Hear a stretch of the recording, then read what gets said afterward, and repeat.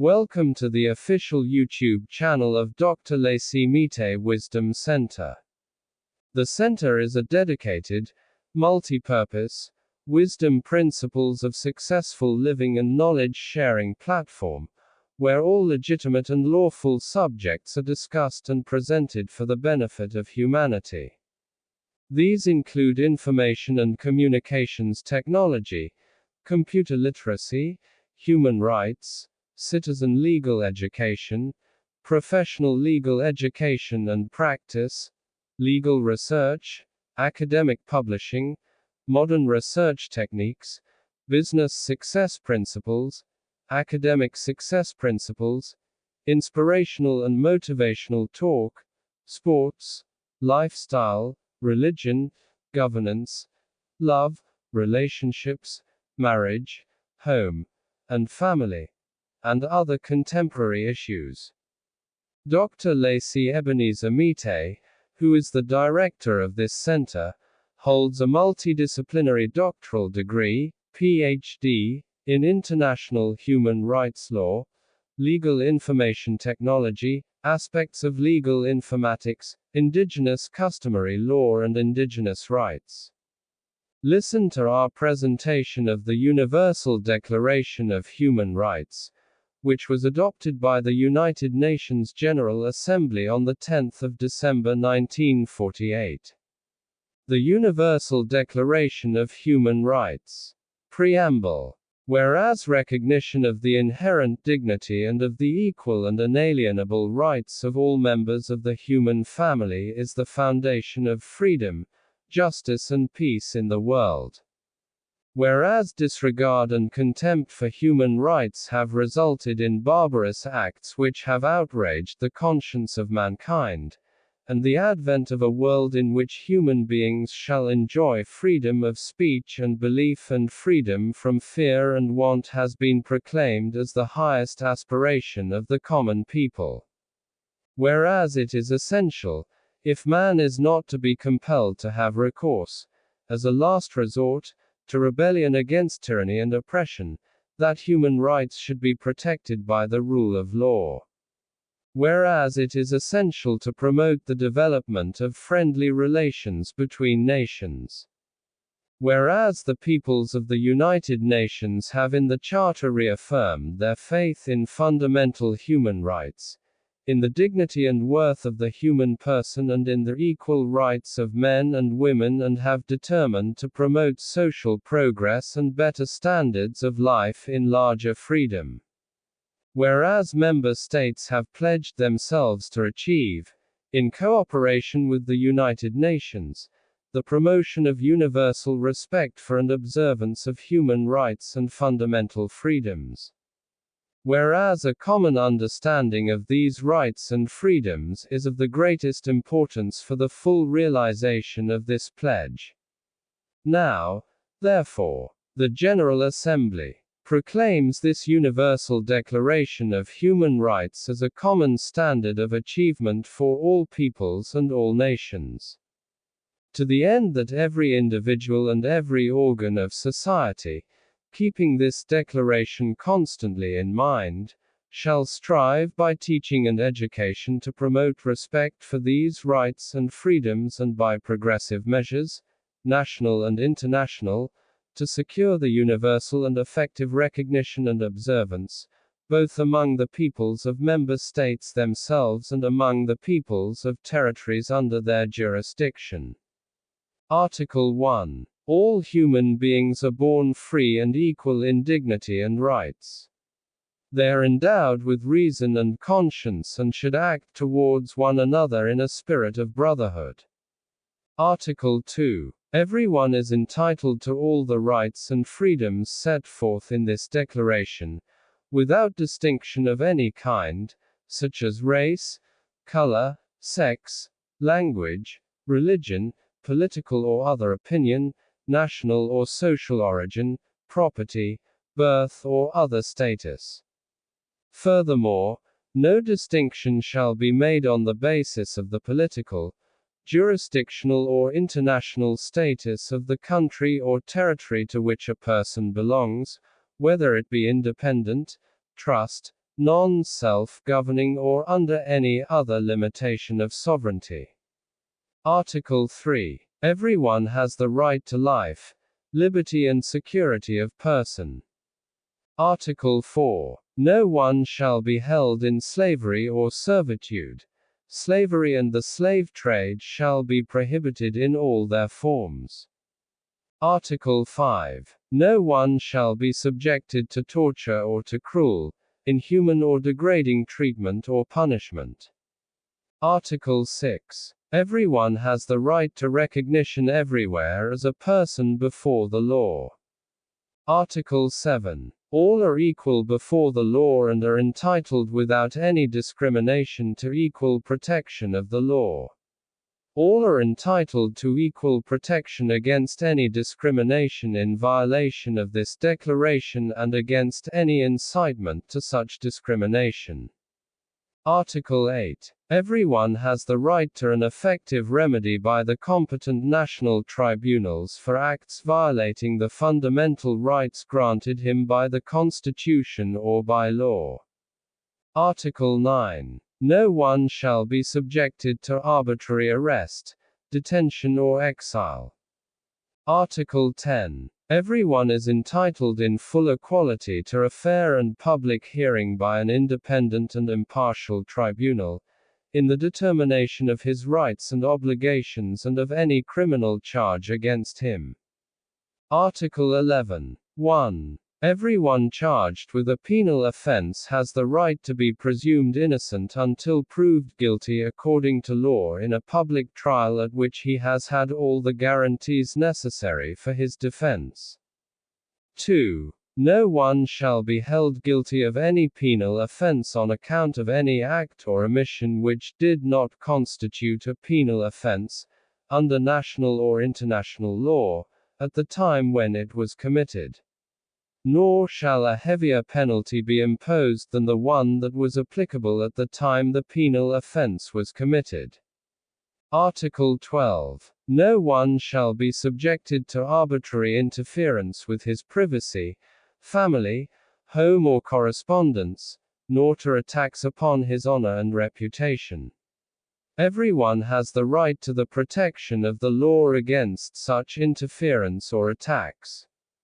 Article 13. 1. Everyone has the right to freedom of movement and residence within the borders of each state. 2. Everyone has the right to leave any country, including his own, and to return to his country. Article 14. 1. Everyone has the right to seek and to enjoy in other countries asylum from persecution.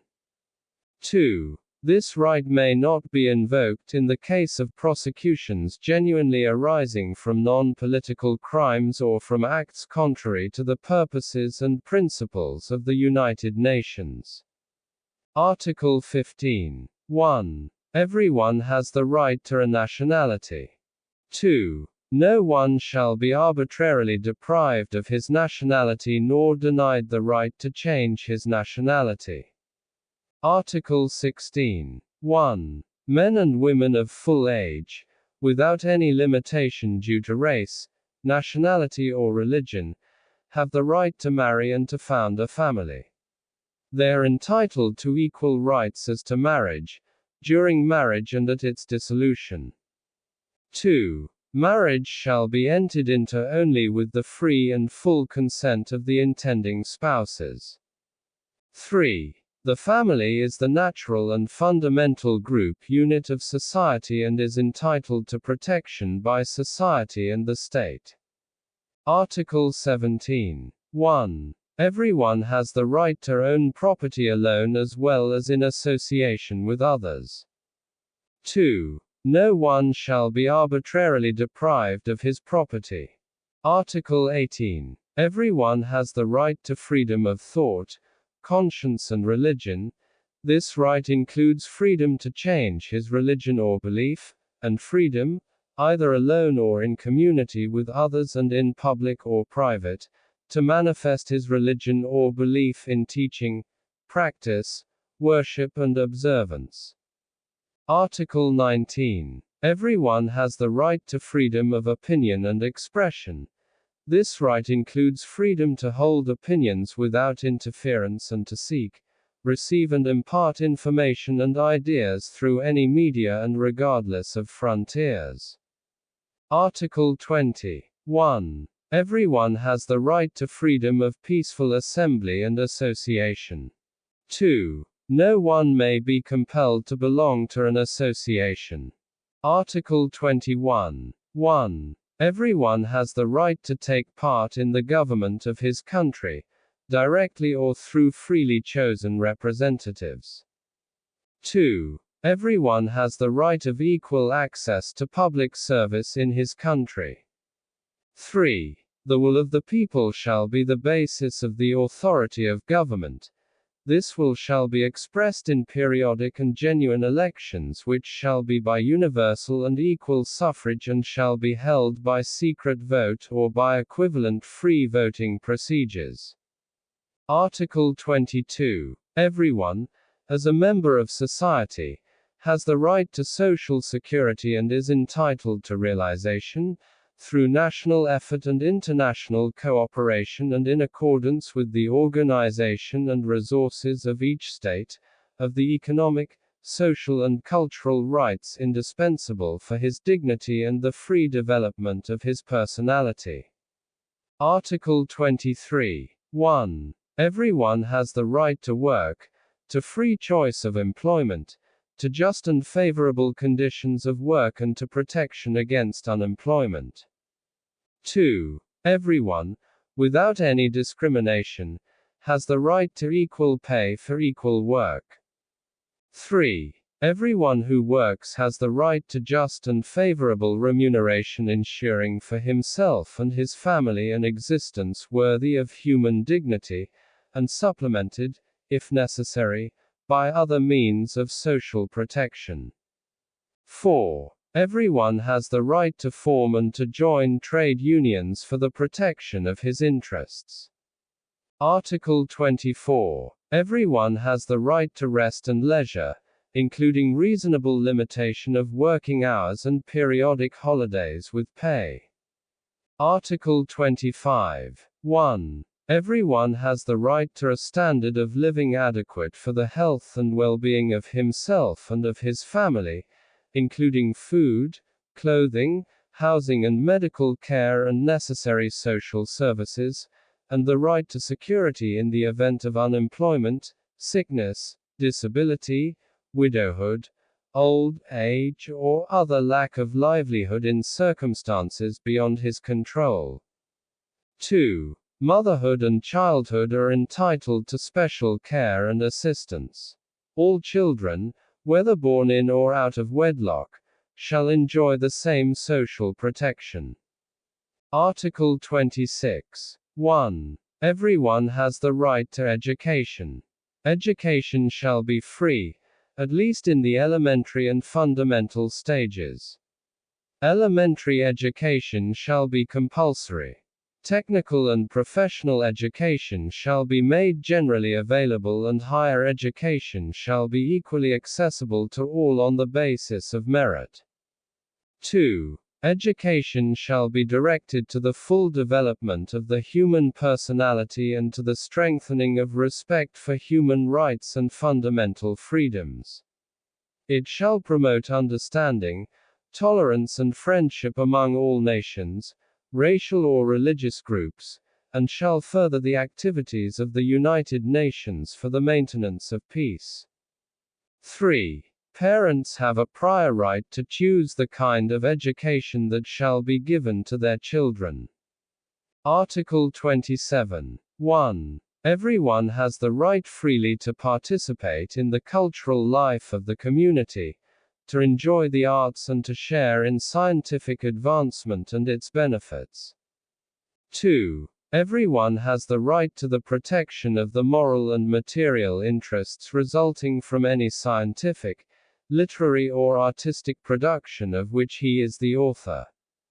Article 28. Everyone is entitled to a social and international order in which the rights and freedoms set forth in this declaration can be fully realized. Article 29. 1. Everyone has duties to the community in which alone the free and full development of his personality is possible. 2. In the exercise of his rights and freedoms, everyone shall be subject only to such limitations as are determined by law solely for the purpose of securing due recognition and respect for the rights and freedoms of others and of meeting the just requirements of morality, public order and the general welfare in a democratic society. 3. These rights and freedoms may in no case be exercised contrary to the purposes and principles of the United Nations. Article 30. Nothing in this declaration may be interpreted as implying for any state, group or person any right to engage in any activity or to perform any act aimed at the destruction of any of the rights and freedoms set forth herein. That is the end of all the 30 articles of the Universal Declaration of Human Rights. Now, listen to a brief history of the Universal Declaration of Human Rights, which is quoted verbatim from the records of the United Nations. The Universal Declaration of Human Rights, which was adopted by the United Nations General Assembly on 10 December 1948, was the result of the experience of the Second World War. With the end of that war, and the creation of the United Nations, the international community vowed to never again allow atrocities like those of that conflict to happen again. World leaders decided to complement the United Nations Charter with a roadmap to guarantee the rights of every individual everywhere. The document they considered, and which would later become the Universal Declaration of Human Rights, was taken up at the first session of the General Assembly in 1946. The Assembly reviewed this draft declaration on fundamental human rights and freedoms and transmitted it to the Economic and Social Council, for reference to the Commission on Human Rights for consideration. In its preparation of an International Bill of Rights, the Commission, at its first session early in 1947, authorized its members to formulate what it termed a preliminary draft International Bill of Human Rights. Later the work was taken over by a formal drafting committee, consisting of members of the Commission from 8 states, selected with due regard for geographical distribution. The Commission on Human Rights was made up of 18 members from various political, cultural and religious backgrounds. Eleanor Roosevelt, widow of American President Franklin D. Roosevelt, chaired the Universal Declaration of Human Rights Drafting Committee. With her were René Cassin of France, who composed the first draft of the declaration, the committee rapporteur Charles Malik of Lebanon, Vice Chairman Peng-Chung Chang of China, and John Humphrey of Canada, Director of the United Nations' Human Rights Division, who prepared the declaration's blueprint. But Mrs. Roosevelt was recognized as the driving force for the declaration's adoption. The Commission met for the first time in 1947. In her memoirs, Eleanor Roosevelt recalled, "Dr. Chang was a pluralist and held forth in charming fashion on the proposition that there is more than one kind of ultimate reality. The declaration," he said, "should reflect more than simply Western ideas, and Dr. Humphrey would have to be eclectic in his approach." His remark, though addressed to Dr. Humphrey, was really directed at Dr. Malik, from whom it drew a prompt retort as he expounded at some length the philosophy of Thomas Aquinas. Dr. Humphrey joined enthusiastically in the discussion, and I remember that at one point Dr. Chang suggested that the Secretariat might well spend a few months studying the fundamentals of Confucianism. The final draft by Cassin was handed to the Commission on Human Rights, which was being held in Geneva. The draft declaration sent out to all United Nations member states for comments became known as the Geneva Draft. The first draft of the declaration was proposed in September 1948 with over 50 member states participating in the final drafting. By its Resolution 217A, 3, of 10 December 1948, the General Assembly, meeting in Paris, adopted the Universal Declaration of Human Rights with 8 nations abstaining from the vote but none dissenting. Hernán Santa Cruz of Chile, member of the drafting subcommittee, wrote, "I perceived clearly that I was participating in a truly significant historic event in which a consensus had been reached as to the supreme value of the human person, a value that did not originate in the decision of a worldly power, but rather in the fact of existing, which gave rise to the inalienable right to live free from want and oppression and to fully develop one's personality." In the Great Hall, there was an atmosphere of genuine solidarity and brotherhood among men and women from all latitudes, the like of which I have not seen again in any international setting. The entire text of the Universal Declaration of Human Rights was composed in less than 2 years.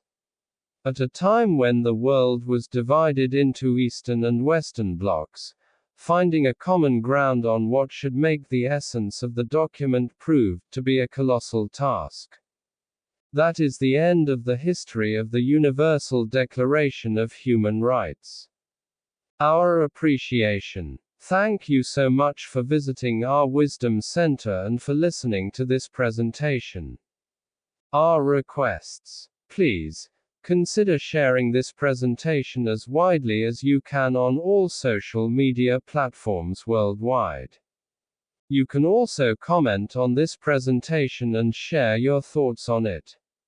You can encourage us by clicking the like button to like this presentation, by clicking the notification button to receive real-time updates of all our resources, so that you do not miss any of them, and also by clicking the subscribe button to subscribe to this YouTube channel, so that you can easily see all our YouTube resources and belong to our YouTube community.